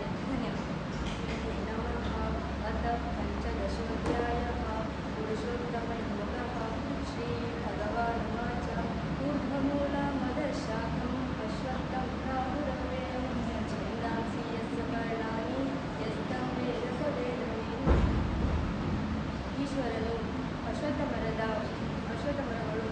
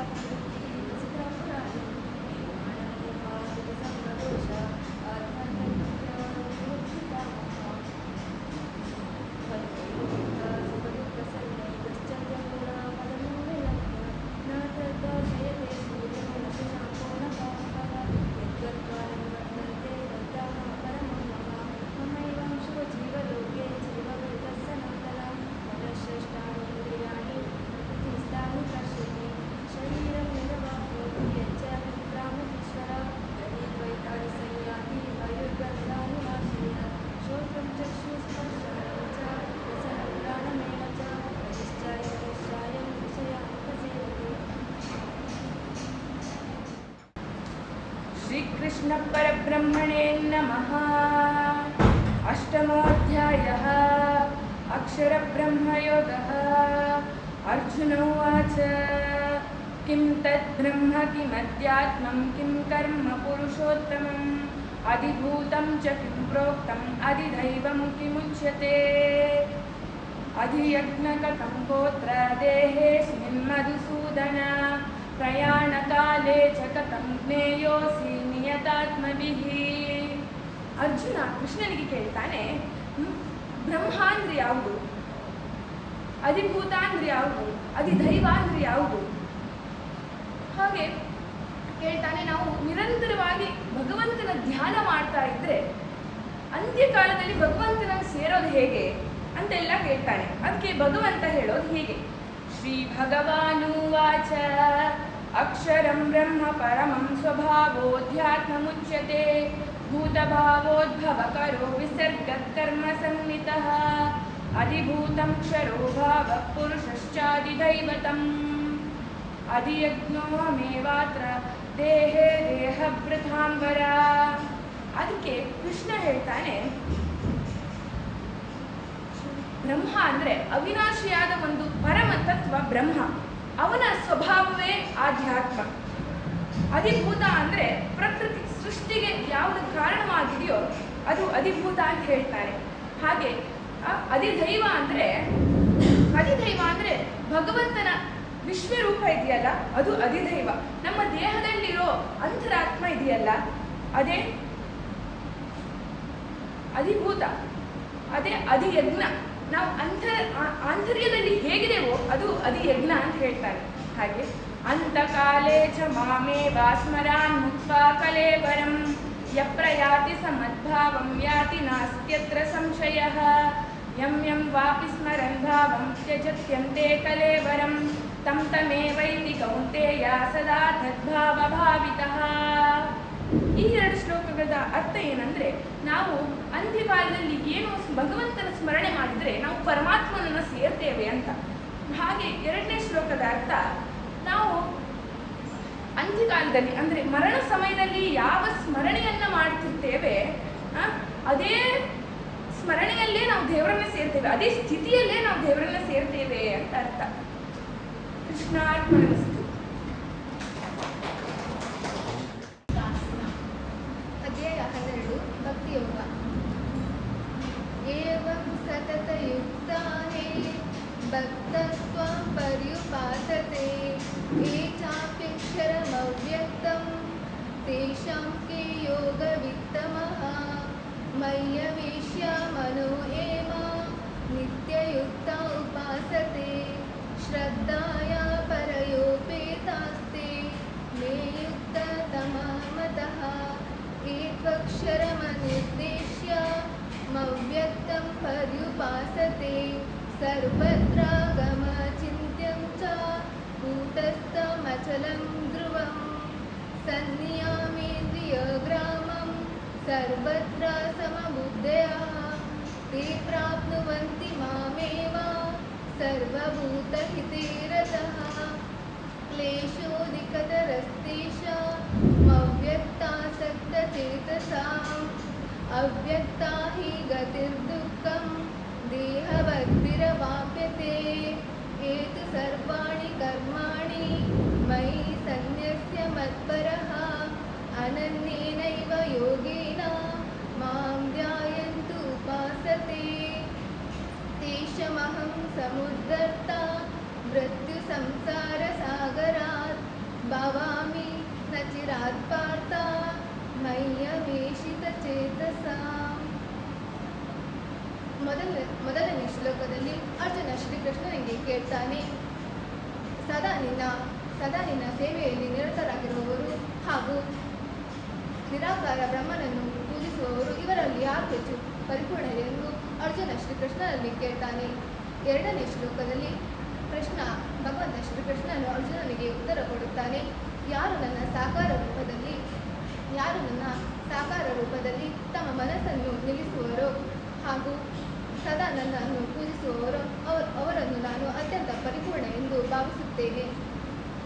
6 ಮತ್ತು 7ನೇ ಶ್ಲೋಕದಲ್ಲಿ ಶ್ರೀಕೃಷ್ಣ ಹೇಳ್ತಾನೆ, ಪಾರ್ಥ, ತಮ್ಮ ಎಲ್ಲ ಕರ್ಮಗಳನ್ನು ನನಗೆ ಅರ್ಪಿಸಿ ನಿಶ್ಚಲವಾಗಿ ನನ್ನಲ್ಲಿ ಭಕ್ತಿ ಇಟ್ಟು ಭಕ್ತಿ ಸೇವೆಯಲ್ಲಿ ನಿರತರಾಗಿ ಸದಾ ನನ್ನನ್ನೇ ಧ್ಯಾನಿಸುತ್ತಾ ನನ್ನಲ್ಲಿ ಮನಸ್ಸನ್ನು ನಿಲ್ಲಿಸಿ ನನ್ನನ್ನು ಸದಾ ಪೂಜಿಸುವವರನ್ನು ನಾನು ಹುಟ್ಟು ಸಾವುಗಳ ಸಂಸಾರ ಸಾಗರದಿಂದ ಶೀಘ್ರವಾಗಿ ಉದ್ಧಾರ ಮಾಡುತ್ತೇನೆ ಎಂದು ಭಗವಂತ ಶ್ರೀಕೃಷ್ಣ ಹೇಳುತ್ತಾನೆ. ಒಟ್ಟಾರೆಯಾಗಿ ಅಧ್ಯಾಯ 12 ಭಕ್ತಿಯ ಮೂಲಕ ಭಗವಂತನನ್ನು ಹೊಂದುವ ಮಾರ್ಗವನ್ನು ವಿವರಿಸುವ ಒಂದು ಅಧ್ಯಾಯವಾಗಿದೆ. ಧನ್ಯವಾದಗಳು. ಶ್ರೀಮದ್ ಭಗವದ್ಗೀತಾ 12 ಅಧ್ಯಾಯः ಭಕ್ತಿಯೋಗः. ಅರ್ಜುನ ಉವಾಚ ಏವಂ ಸತತಯುಕ್ತಾಯೇ ಭಕ್ತಾ ಸ್ವಾಂ ಪರ್ಯುಪಾಸತೆ ಯೇ ಚಾಪ್ಯಕ್ಷರಮವ್ಯಕ್ತಂ ಪರ್ಯುಪಾಸತೆ. ಶ್ರೀಭಗವಾನುವಾಚ ಮಯ್ಯಾವೇಶ್ಯ ಮನೋ ಯೇ ಮಾಂ ನಿತ್ಯಯುಕ್ತ ಉಪಾಸತೆ ಶ್ರದ್ಧಾಯ ಪರಯೋಪೇತಾಸ್ತೆ ಮೇ ಯುಕ್ತತಮಮತಃ. ಏತ್ವಕ್ಷರಮನಿರ್ದೇಶ್ಯಂ ಅವ್ಯಕ್ತಂ ಪರ್ಯುಪಾಸತೆ ಸರ್ವತ್ರ ಗಮಚಿಂತ್ಯಂ ಚ ಕೂಟಸ್ಥಮಚಲಂ ಧ್ರುವಂ ಸನ್ನಿಮೇಂದ್ರಿಯಗ್ರಾಮಂ ಸರ್ವತ್ರ ಸಮಬುದ್ಧಯಃ ತೇ ಪ್ರಾಪ್ನುವಂತಿ ಮಾಮೇವ ಸರ್ವಭೂತಹಿತೆ ರತಃ. ಕ್ಲೇಶೋಧಿಕತರಸ್ತೇಷಾಂ ಅವ್ಯಕ್ತಾ ಹಿ ಸಕ್ತಚೇತಸಾಂ ಅವ್ಯಕ್ತಾ ಹಿ ಗತಿರ್ದುಃಖಂ ದೇಹವದ್ಭಿರವಾಪ್ಯತೆ. ಏತು ಸರ್ವಾಣಿ ಕರ್ಮಾಣಿ ಮಹಿ ಸನ್ಯಸ್ಯ ಮತ್ಪರಃ ಅನನ್ಯೇನೈವ ಯೋಗೇನ ಮಾಂ ಧ್ಯಾಯಂತ ಉಪಾಸತೆ ತೇಷಾಂ ಮಹಾಂ ಸಮುದ್ಧಾತ್ತ ಮೃತ್ಯು ಸಂಸಾರ ಸಾಗರಾತ್ ಭವಾಮಿ ನ ಚಿರಾತ್ ಪಾರ್ಥ ಮಯ್ಯಾವೇಶಿತ ಚೇತಸಾಂ. ಓಂ ಶ್ರೀ ಪರಮಾತ್ಮನೇ ನಮಃ. ಅಥ ಭಕ್ತಿಯೋಗೋ ನಾಮ 12ೋऽಧ್ಯಾಯः. ಅರ್ಜುನ ಉವಾಚ ಏವಂ ಸತತಯುಕ್ತಾಯೇ ಭಕ್ತಾಸ್ತ್ವಾಂ ಪರ್ಯುಪಾಸತೆ ಯೇ ಚಾಪ್ಯಕ್ಷರಮವ್ಯಕ್ತಂ ತೇಷಾಂ ಕೇ ಯೋಗವಿತ್ತಮಃ. ಶ್ರೀಭಗವಾನುವಾಚ ಮಯ್ಯಾವೇಶಿ ಮನೋ ಯೇ ಮಾಂ ನಿತ್ಯಯುಕ್ತ ಉಪಾಸತೆ ಶ್ರದ್ಧಯಾ ಪರಯೋಪೇತಃ ತೇ ಮೇ ಯುಕ್ತತಮಾ ಮತಃ. ಏತ್ವಕ್ಷರಮನಿರ್ದೇಶ್ಯಂ ಅವ್ಯಕ್ತಂ ಪರ್ಯುಪಾಸತೆ ಸರ್ವತ್ರ ಗಮಚಿಂತ್ಯಂ ಚ ಕೂಟಸ್ಥಮಚಲಂ ಧ್ರುವಂ ಸನ್ನಿಯಮ್ಯೇಂದ್ರಿಯಗ್ರಾಮಂ ಸರ್ವತ್ರ ಸಮಬುದ್ಧಯಃ ತೇ ಪ್ರಾಪ್ನುವಂತಿ ಮಾಮೇವ ಸರ್ವಭೂತಹಿತೆ ರತಃ. ಅಧ್ಯಾಯ 12ರಲ್ಲಿ ಅರ್ಜುನ ಶ್ರೀಕೃಷ್ಣನ ಹತ್ರ ಕೇಳ್ತಾನೆ, ಯಾರು ನಿತ್ಯ ನಿನ್ನ ಉಪಾಸನೆ ಮಾಡುತ್ತಾರೆಯೋ ಅಥವಾ ಯಾರು ನಿನ್ನ ನಿರ್ಗುಣ ಸ್ವರೂಪವನ್ನು ಉಪಾಸನೆ ಮಾಡುತ್ತಾರೆ, ಇವರಲ್ಲಿ ಯಾರು ಯೋಗವನ್ನು ಹೆಚ್ಚು ತಿಳಿದವರು ಎಂದು ಪ್ರಶ್ನೆ ಮಾಡುತ್ತಾನೆ. ಅದಕ್ಕೆ ಶ್ರೀಕೃಷ್ಣ ಪರಮಾತ್ಮನು ಹೇಳುತ್ತಾನೆ, ಅರ್ಜುನ, ನಿತ್ಯವಾಗಿ ಮನಸ್ಸಿಟ್ಟು ಶ್ರದ್ಧೆಯಿಂದ ಯಾರು ಭಜಿಸುತ್ತಾರೆ ಅವರನ್ನೇ ನಾನು ಶ್ರೇಷ್ಠರೆಂದು ಹೇಳುತ್ತೇನೆ. ನಂತರ ಶ್ಲೋಕ 2ರಲ್ಲಿ ಮತ್ತೆ ಶ್ರೀಕೃಷ್ಣ ಹೇಳುತ್ತಾನೆ, ಅವ್ಯಕ್ತ ಸರ್ವವ್ಯಾಪಿ ಹಾಗೂ ಊಹೆಗೆ ನಿಲುಕದ್ದು ಬದಲಾವಣೆ ಇಲ್ಲಿದ್ದು ದೃಢವಾದ ಹಾಗೂ ನಿಶ್ಚಲವಾದ ಭಕ್ತಿ ನಿರ್ಗುಣ ಸ್ವರೂಪವನ್ನು ಯಾರು ಹೊಂದುತ್ತಾರೋ ಅವರು ನನ್ನನ್ನು ಪಡೆಯುತ್ತಾರೆ ಎಂದು ಹೇಳುತ್ತಾರೆ. ಹಾಗೂ ಶ್ಲೋಕ 4ರಲ್ಲಿ ಮತ್ತೆ ಕೃಷ್ಣ ಹೇಳುತ್ತಾನೆ, ನೋಡು ಅರ್ಜುನ, ಯಾರು ಇಂದ್ರಿಯಗಳನ್ನು ನಿಗ್ರಹಿಸಿ ಎಲ್ಲರನ್ನೂ ಒಂದೇ ರೀತಿಯಲ್ಲಿ ಕಾಣುತ್ತಾರೋ ಹಾಗೂ ಸಕಲ ಪ್ರಾಣಿಗಳನ್ನು ತಮ್ಮ ಹಿತದಲ್ಲಿ ಆಸಕ್ತರಾಗಿ ನನ್ನನ್ನು ಭಜಿಸುತ್ತಾರೆ ಅವರೇ ನನ್ನನ್ನು ಪಡೆಯುತ್ತಾರೆ ಎಂದು ಹೇಳುತ್ತಾನೆ. ಓಂ ತತ್ಸದಿತಿ ಶ್ರೀಮದ್ಭಗವದ್ಗೀತಾಸೂಪನಿಷತ್ಸು ಬ್ರಹ್ಮ ವಿದ್ಯಾಯಾಂ ಯೋಗಶಾಸ್ತ್ರೇ ಶ್ರೀಕೃಷ್ಣಾರ್ಜುನ ಸಂವಾದೆ ಭಕ್ತಿಯೋಗೋ ನಾಮ 12ೋऽಧ್ಯಾಯः. ಶ್ರೀಕೃಷ್ಣಾರ್ಪಣಮಸ್ತು. ಅಧ್ಯಾಯ 6 ಅಥ ಷಷ್ಠೋऽಧ್ಯಾಯः. ಶ್ರೀ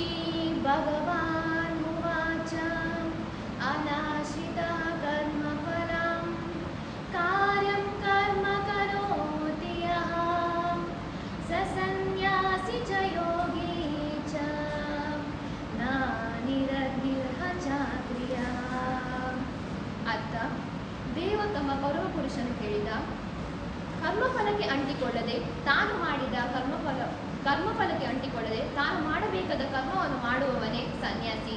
ಅವನೇ ನಿಜವಾದ ಅನುಭವಿ. ಅಗ್ನಿಯನ್ನು ಹೊತ್ತಿಸದೆ ಕರ್ತವ್ಯವನ್ನು ಮಾಡದಿರದವನು ಸನ್ಯಾಸಿಯೂ ಅಲ್ಲ, ಯೋಗಿಯೂ ಅಲ್ಲ.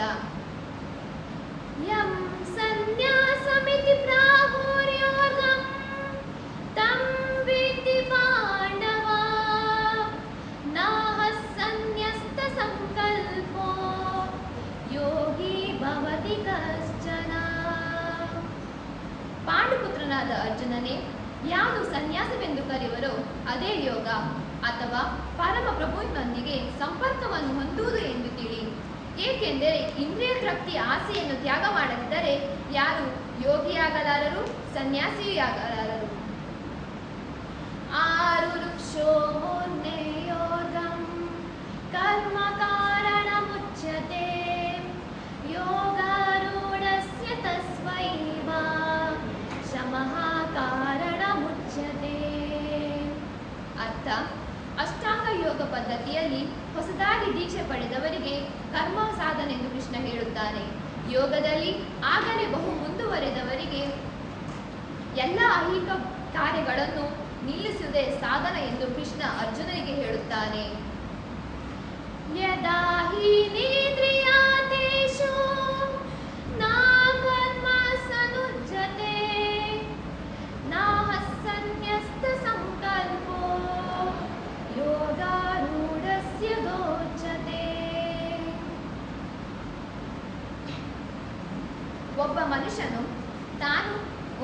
ಒಬ್ಬ ಮನುಷ್ಯನು ಎಲ್ಲ ಐಹಿಕ ಬಯಕೆಗಳನ್ನು ತ್ಯಜಿಸಬಹುದು. ಇಂದ್ರಿಯ ತೃಪ್ತಿಗಾಗಿ ಕರ್ಮ ಮಾಡದೆ ಕರ್ಮಫಲಕ್ಕೆ ಅಂಟಿಕೊಳ್ಳದೆ ಇರಬಹುದು. ಉದ್ಧರೇದಾತ್ಮನಾತ್ಮಾನಂ ನಾತ್ಮಾನಮವಸಾದೆ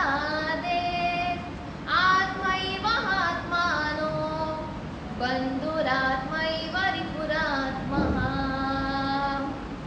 ಅರ್ಥ: ಮನುಷ್ಯನು ತನ್ನ ಮನಸ್ಸಿನ ಸಹಾಯದಿಂದಲೇ ತನ್ನನ್ನು ಉದ್ಧಾರ ಮಾಡಿಕೊಳ್ಳಬೇಕು. ತನ್ನನ್ನು ಹೀನೈಸಿಕೊಳ್ಳದೆ ಬದ್ಧ ಜೀವಕ್ಕೆ ಮನಸ್ಸೇ ಬಂದು ಮನಸ್ಸೇ ಶತ್ರು ಎಂದು ತಿಳಿದುಕೊಳ್ಳಬೇಕೆಂದು ಕೃಷ್ಣನು ಅರ್ಜುನನಿಗೆ ಹೇಳುತ್ತಾನೆ. ಧನ್ಯವಾದಗಳು.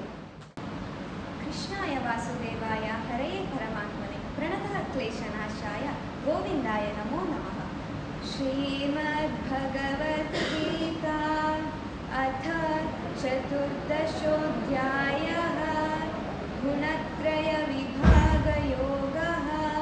ಶ್ರೀ ಭಗವಾನುವಾಚ ಪರಂ ಭೂಯಃ ಪ್ರವಕ್ಷ್ಯಾಮಿ ಜ್ಞಾನಾನಾಂ ಜ್ಞಾನಮುತ್ತಮಂ ಯಜ್ಞಾತ್ವಾ ಮುನಯಃ ಸರ್ವೇ ಪರಾಂ ಸಿದ್ಧಿಮಿತೋ ಗತಾಃ.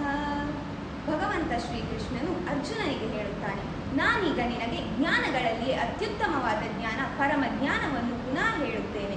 ಇದನ್ನು ತಿಳಿದ ಮುನೀಶನರು ಪರಮ ಸಿದ್ಧಿಯನ್ನು ಪಡೆಯಲಿದ್ದಾರೆ. ಇದಂ ಜ್ಞಾನಮುಪಾಶ್ರಿತ್ಯ ಮಮ ಸಾಧರ್ಮ್ಯಮಾಗತಾಃ ಸರ್ಗೇಪಿ ನೋಪಜಾಯಂತೆ ಪ್ರಲಯೇನ ವ್ಯತಂತಿ ಚ.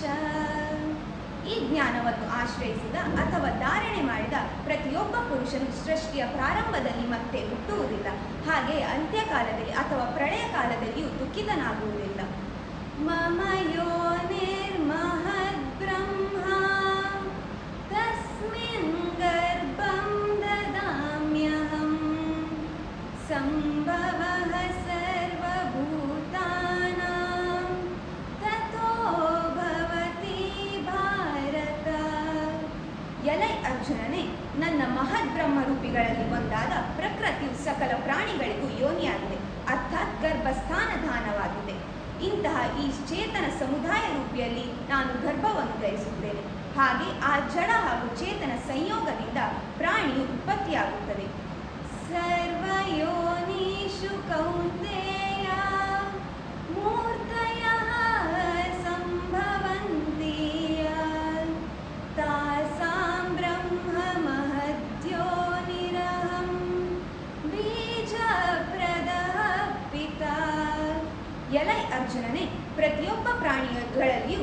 ಗರ್ಭವನ್ನು ಧರಿಸುವ ತಾಯಿ ನಾನಾಗಿದ್ದೇನೆ. ಹಾಗೆ ಬೀಜವನ್ನು ಸ್ಥಾಪಿಸುವ ತಂದೆಯೂ ನಾನಾಗಿದ್ದೇನೆ.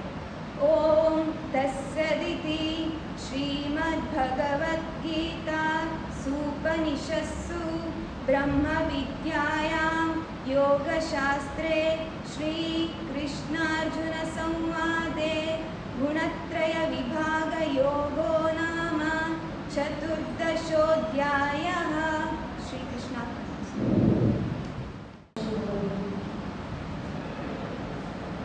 ತನ್ನ ಪಾಲಿಗೆ ಬಂದ ಕರ್ತವ್ಯ ಕರ್ಮಗಳನ್ನು ಚೆನ್ನಾಗಿ ಮಾಡಿದರೆ ಅದೇ ನಿಜವಾದ ದೇವರ ಪೂಜೆ ಎಂದು ಪರಮಾತ್ಮ ಭಗವದ್ಗೀತೆಯಲ್ಲಿ ಹೇಳಿದ್ದಾನೆ.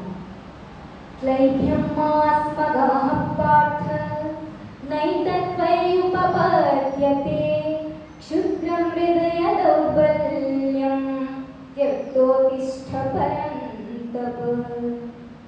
ಈ ಶ್ಲೋಕದಲ್ಲಿ ಭಗವಂತನು ಅರ್ಜುನನಿಗೆ, ಹೇ ಪಾರ್ಥ, ಷಂಡನಾಗಬೇಡ, ಇದು ನಿನಗೆ ಯೋಗ್ಯವಲ್ಲ.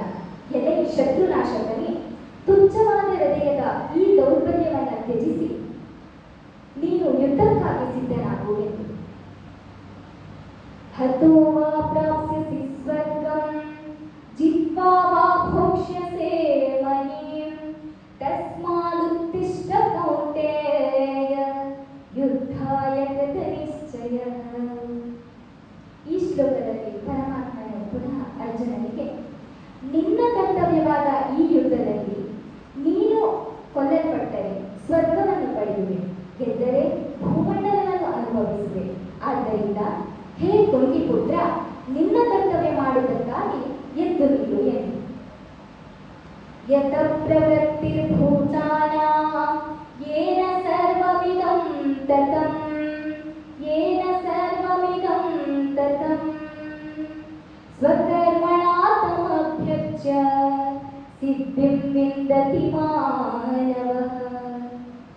ಈ ಶ್ಲೋಕದಲ್ಲಿ ಭಗವಂತನು ಯಾರಿಂದ ಸರ್ವ ಜೀವಿಗಳ ಉತ್ಪತ್ತಿಯಾಗಿದೆಯೋ, ಯಾರಿಂದ ಈ ಜಗತ್ತೆಲ್ಲವೂ ವ್ಯಾಪ್ತವಾಗಿದೆಯೋ ಅಂತಹ ಭಗವಂತನನ್ನು ತಮ್ಮ ಪಾಲಿಗೆ ಬಂದ ಕರ್ತವ್ಯ ಕರ್ಮಗಳನ್ನು ಚೆನ್ನಾಗಿ ಮಾಡುವುದರ ಮೂಲಕವೇ ಪೂಜಿಸಿ ಮನುಷ್ಯನು ಸಿದ್ಧಿಯನ್ನು ಹೊಂದುತ್ತಾನೆ. ಶ್ರೀಕೃಷ್ಣ. ಓಂ ತತ್ಸತ್.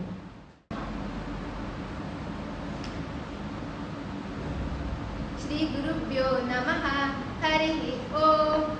ಧೃತರಾಷ್ಟ್ರ ಉವಾಚ ಧರ್ಮಕ್ಷೇತ್ರೇ ಕುರುಕ್ಷೇತ್ರೇ ಸಮವೇತಯುಸ್ತವ ಮಾಮಕಾ ಪಾಂಡವಶ್ಚೈವ ಹಿಮಕುರ್ವತ ಸಂಜಯ.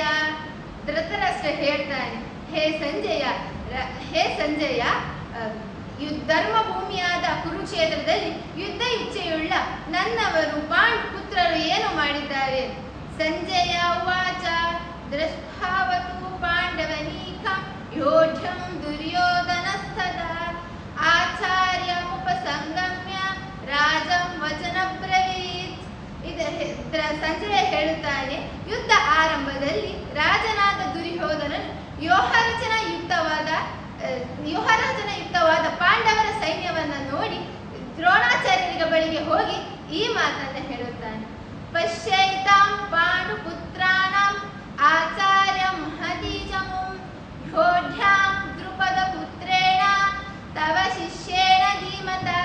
ಹೇ ಆಚಾರ್ಯರೇ, ತಮ್ಮ ಬುದ್ಧಿವಂತ ಶಿಷ್ಯನಾದ ದ್ರುಪದನ ಪುತ್ರ ದೃಷ್ಟದ್ಯುಮ್ನನಿಂದ ವ್ಯೂಹಾಕಾರವಾಗಿ ನಿಲ್ಲಿಸಲಾದ ಪಾಂಡವರ ದೊಡ್ಡ ಸೈನ್ಯವನ್ನು ನೋಡಿ ಅಂತ ಹೇಳುತ್ತಾನೆ.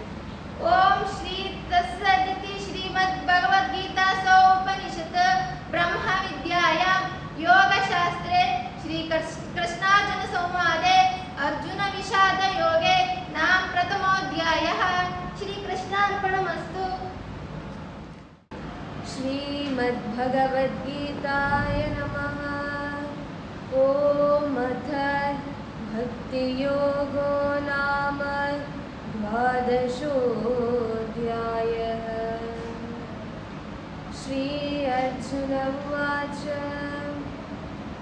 एवं सततयुक्ताये भक्तास्त्वां पर्युपासते ये चाप्यक्षरमव्यक्तं तेषां के योगवित्तमः.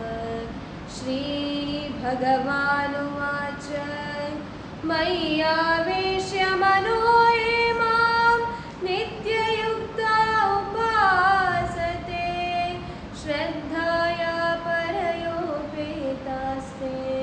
ते मे युक्ततमा मतः। ये त्वक्षरमनिर्देश्यम् अव्यक्तं पर्युपासते सर्वत्र गमचिन्त्यं च कूटस्थमचलं ध्रुवम् सन्नियमेन्द्रियग्रामं सर्वत्र समबोधयः ते प्राप्नुवन्ति मामेव सर्वभूतहिते रतः। क्लेशोऽधिकतरस्तेषाम् अव्यक्तासक्तचेतसाम् अव्यक्ता हि गतिर्दुःखं देहवद्भिरवाप्यते। ये तु सर्वाणि कर्माणि मयि सन्न्यस्य मत्परः अनन्येनैव योगेन मां ध्यायन्त उपासते। ಅರ್ಜುನನು ಶ್ರೀಕೃಷ್ಣ ಪರಮಾತ್ಮನ ಹತ್ರ ಮೊದಲನೇ ಶ್ಲೋಕದಲ್ಲಿ ಕೇಳ್ತಾನೆ, ಈ ಹಿಂದೆ ಪರಮ ಭಕ್ತರಾದಂಥ ಕೆಲವು ಜನರು ನೀನೇ ಶ್ರೇಷ್ಠರೆಂದು ನಿನ್ನನ್ನು ಪ್ರತಿದಿನದ ಧ್ಯಾನ ಮಾಡುವ ಮೂಲಕ ನಿನ್ನನ್ನು ಭಜಿಸ್ತಾರೆ. ಇನ್ನು ಕೆಲವರು ಬ್ರಹ್ಮನನ್ನು ನಿತ್ಯ ನಿರಾಕಾರವಾಗಿ ಅಚಲನಾದಂತಹ ಬ್ರಹ್ಮನಲ್ಲಿ ಧ್ಯಾನ ಮಾಡುತ್ತಾರೆ. ಇವರಿಬ್ಬರಲ್ಲಿ ಭಕ್ತಿಯಲ್ಲಿ ಯಾರು ನಿರಾಕಾರರಾಗಿ ನಿನ್ನನ್ನು ಧ್ಯಾನಿಸ್ತಾರೆ, ಯಾರ ಭಕ್ತಿ ನಿರಾಕಾರವಾದಂತ ಕೇಳಿದಾಗ ಶ್ರೀಕೃಷ್ಣ ಪರಮಾತ್ಮ ಅದಕ್ಕೆ ಉತ್ತರ ನೀಡ್ತಾನೆ, ಯಾರು ಭಕ್ತಿಯಿಂದ ಸನ್ಮಾರ್ಗದಿಂದ ನನ್ನನ್ನು ಧ್ಯಾನಿಸ್ತಾರೋ, ನಿತ್ಯ ನಿರಾಕಾರವಾಗಿ ನನ್ನನ್ನು ಪೂಜೆ ಮಾಡ್ತಾರೋ, ಯಾರು ಪ್ರತಿನಿತ್ಯವಾಗಿ ಭಜನೆ ಮಾಡುವುದರ ಮೂಲಕ ನಿತ್ಯ ಕರ್ಮವನ್ನು ಒಳ್ಳೆಯ ರೀತಿಯಾಗಿ ನಡೆಸ್ತಾರೋ ಅವರು ನನ್ನನ್ನು ಹೊಂದುತ್ತಾರೆ. ಹಾಗೆ ಮತ್ತೊಂದು ಶ್ಲೋಕದಲ್ಲಿ ಹೇಳ್ತಾನೆ, ಇಂದ್ರಿಯಗಳನ್ನು ವಶಪಡಿಸಿಕೊಂಡಂತಹ ನಿರಾಕಾರನಾದ ಅಚಲನಾದಂಥ ಶ್ರೀ ಬ್ರಹ್ಮನನ್ನು ಯಾರು ಆಸಕ್ತರಾಗಿ ಪೂಜಿಸ್ತಾರೋ ಅವರು ಸದಾಕಾಲ ಪ್ರಾಣಿಗಳ ಹಿತದ ತತ್ಪರರಾಗಿ ಸಕಲರನ್ನು ಹೊಂದುವ ಮೂಲಕ ಎಲ್ಲರ ಭಾವನೆಗಳನ್ನು ಹೊಂದುವ ಮೂಲಕ ನನ್ನನ್ನು ಹೊಂದುತ್ತಾರೆ, ಎಲ್ಲರನ್ನು ಒಂದೇ ರೀತಿಯಾಗಿ ಕಾಣ್ತಾರೆ ಅಂತ ಹೇಳ್ತಾರೆ. ಇನ್ನೊಂದು ಶ್ಲೋಕದಲ್ಲಿ ಯಾರು ಬ್ರಹ್ಮನನ್ನು ಪೂಜೆ ಮಾಡ್ತಾರೋ, ಬ್ರಹ್ಮನನ್ನು ಧ್ಯಾನಿಸ್ತಾರೋ ಅವರು ಸದಾಕಾಲ ಶ್ರಮವನ್ನು ಪಟ್ಟು ದುಡಿತಾರೆ. ಯಾಕೆಂತ ಹೇಳಿದರೆ ದೇಹದಿಂದ ಯಾರು ಅಭಿಮಾನವನ್ನು ಹೊಂದಿರ್ತಾರೋ ಅವರಿಗೆ ಶ್ರೀ ಬ್ರಹ್ಮನ ಪ್ರಾಪ್ತಿಯೂ ಸಹ ಆಗ್ತದೆ. ಹಾಗೆ ಕೊನೆಯ ಶ್ಲೋಕದಲ್ಲಿ ಹೇಳ್ತಾನೆ, ಯಾರು ಸದಾಕಾಲ ನನ್ನನ್ನು ಧ್ಯಾನ ಮಾಡ್ತಾರೋ ಅವರ ಎಲ್ಲ ಕರ್ಮಗಳನ್ನು ನನ್ನಲ್ಲಿ ಒಪ್ಪಿಸಿ ಅವರ ಕರ್ಮಗಳಲ್ಲಿ ಅವರು ತೊಡಗಿಕೊಳ್ತಾರೆ, ಅವರ ಕರ್ಮಫಲಗಳನ್ನು ನಾನು ನೋಡಿಕೊಳ್ತೇನೆ. ನೀವು ನಿತ್ಯ ನಿರಾಕಾರ ಭಕ್ತಿಯಿಂದ ಇದ್ದದ್ದೇ ಹೌದು ಅಂತಾದರೆ ನೀವು ನನ್ನನ್ನು ಹೊಂದುತ್ತೀರಿ ಅಂತ ಹೇಳ್ತಾರೆ. ಓಂ ತತ್ಸದಿತಿ ಶ್ರೀಮದ್ಭಗವದ್ಗೀತಾಸು ಉಪನಿಷತ್ಸು ಬ್ರಹ್ಮವಿದ್ಯಾಯಾಂ ಯೋಗಶಾಸ್ತ್ರೇ ಶ್ರೀಕೃಷ್ಣಾರ್ಜುನ ಸಂವಾದೆ ಭಕ್ತಿಯೋಗೋ ನಾಮ ದ್ವಾದಶೋऽಧ್ಯಾಯಃ. ಶ್ರೀಕೃಷ್ಣಾರ್ಪಣಮಸ್ತು. ಭಕ್ತಿಯೋಗೋ ನಾಮ ದ್ವಾದಶೋऽಧ್ಯಾಯ. ಅರ್ಜುನ ಉವಾಚ ಏವಂ ಸತತಯುಕ್ತಾಯೇ ಭಕ್ತಾ ಸ್ವಾಂ ಪರ್ಯುಪಾಸತೆ ಯೇ ಚಾಪ್ಯಕ್ಷರಮವ್ಯಕ್ತಂ ತೇಷಾಂ ಖೇ ಯೋಗವಿತ್ತಮಃ. ಇದರಲ್ಲಿ ಅರ್ಜುನ ಶ್ರೀಕೃಷ್ಣನಿಗೆ ಕೇಳ್ತಾನೆ, ಯಾರು ನಿನ್ನನ್ನು ದಿನನಿತ್ಯವಾಗಿ ಉಪಾಸನೆಯನ್ನು ಮಾಡ್ತಾರೋ ಮತ್ತು ಹಾಗೂ ಯಾರು ನಿನ್ನನ್ನು ರೂಪವಾಗಿ ನಿನ್ನನ್ನು ಉಪಾಸನೆ ಮಾಡ್ತಾರೋ ಇವರಿಬ್ಬರಲ್ಲಿ ಯಾರಿಗೆ ನೀನು ಜಾಸ್ತಿ ಭಕ್ತಿಯನ್ನು ತೋರಿಸ್ತೀಯ ಅಂತ ಕೇಳ್ತಾನೆ. ಎರಡನೇ ಶ್ಲೋಕ, ಮಯ್ಯಾವೇಶ್ಯ ಮನೋ ಯೇ ಮಾಂ ನಿತ್ಯಯುಕ್ತ ಉಪಾಸತೆ ಶ್ರದ್ಧಾಯ ಪರಯೋಪೇತಾ ತೇ ಮೇ ಯುಕ್ತತಮಾ ಮತಃ. ಇದರಲ್ಲಿ ಶ್ರೀಕೃಷ್ಣ ಹೇಳ್ತಾನೆ, ಯಾರು ನನ್ನನ್ನು ದಿನನಿತ್ಯವಾಗಿ ಪೂಜಿಸ್ತಾರೋ ಹಾಗೆ ಮನಸ್ಸಲ್ಲಿ ಇಟ್ಟುಕೊಂಡು ದಿನನಿತ್ಯವಾಗಿ ಪೂಜಿಸ್ತಾರೋ ಅಂಥವರಲ್ಲಿ ಶ್ರೇಷ್ಠತೆಯನ್ನು ನೋಡ್ತಾನೆ ಅಂತ ಶ್ರೀಕೃಷ್ಣ ಅರ್ಜುನನಿಗೆ ಹೇಳ್ತಾನೆ. ಮೂರನೇ ಶ್ಲೋಕ, ಏತ್ವಕ್ಷರಮನಿರ್ದೇಶ್ಯಂ ಅವ್ಯಕ್ತಂ ಪರ್ಯುಪಾಸತೆ ಸರ್ವತ್ರ ಗಮಚಿಂತ್ಯಂ ಚ ಕೂಟಸ್ಥಮಚಲಂ ಧ್ರುವಂ. ಈ ಶ್ಲೋಕದಲ್ಲಿ ಶ್ರೀಕೃಷ್ಣ ಹೇಳ್ತಾನೆ, ಅವ್ಯಕ್ತವಾಗಿ ಸರ್ವವ್ಯಾಪ್ತಿಯಾಗಿ ಅಂದರೆ ಯಾವುದೇ ಒಂದು ತಡೆಗಟ್ಟಿಲ್ಲದೆ ಯಾರು ನನ್ನನ್ನು ನಿರಂತರವಾಗಿ ಭಜಿಸುತ್ತಾರೋ ಅಂಥವರಿಗೆ ನಾನು